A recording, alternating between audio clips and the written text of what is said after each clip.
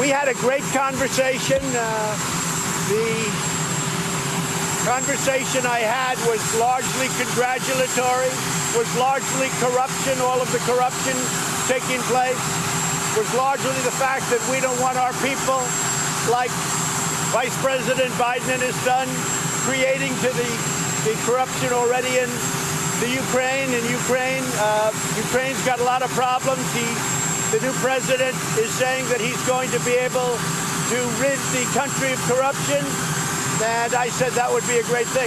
We had a great conversation. We had a conversation on many things. In fact, I believe Ukraine put out a statement yesterday saying that we covered many different topics. It was a warm and friendly conversation.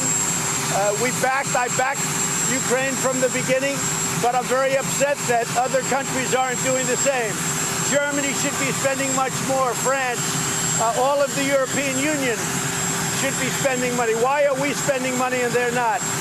Or at least they're spending very little by comparison. So I'm not happy about that. I'm honestly not sure what other information we need to serve as proof that Trump has just conspired with yet another foreign power to interfere in yet another election. What we just heard is Trump admitting that he spoke about investigating the supposed corruption of Joe Biden on the phone with the Ukrainian president. And we already know that A, Trump withheld $250 million in military assistance to Ukraine prior to this call, only to release it once the media started asking questions. B, once Trump released the $250 million to Ukraine, it was discovered that he actually paid them $140 million more than they expected, so $390 million in total. And C, that there was a whistleblower complaint that Trump's DOJ and DNI refused to release, despite the intelligence community inspector general, a Trump appointee, deeming it urgent, which outlined communications with a foreign leader and a promise that Trump made. What this looks like is Trump leveraging taxpayer-funded military assistance to Ukraine on them opening an investigation into Trump's current top political opponent as we head into another general election. I mean, he even sweetened the pot with an extra $140 million that they didn't ask for.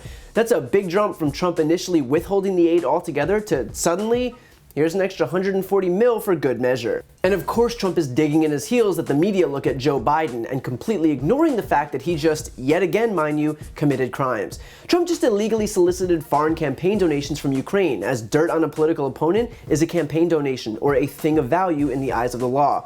He's likely guilty of conspiring to commit bribery by leveraging military aid for the promise of an investigation into Biden, and he's likely guilty of aiding and abetting bribery, which we've seen from him pushing Giuliani to pressure Ukraine into opening that probe in exchange for aid.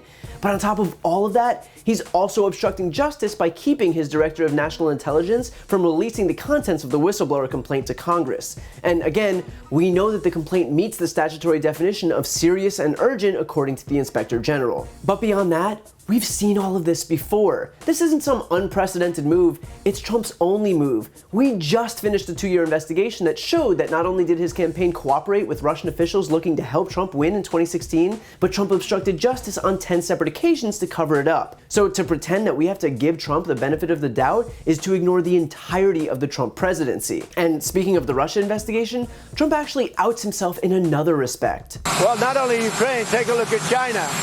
They took a tremendous amount of money out of China. Now, if they ever took over a China negotiation, he would sell us out. Look at all the money he made in China. The son, he knew nothing. The son is a stiff, he knew nothing. And he's making hundreds of thousands and millions of dollars. And he did the same thing in Ukraine. He knows nothing. This is a very dishonest thing that Joe Biden did.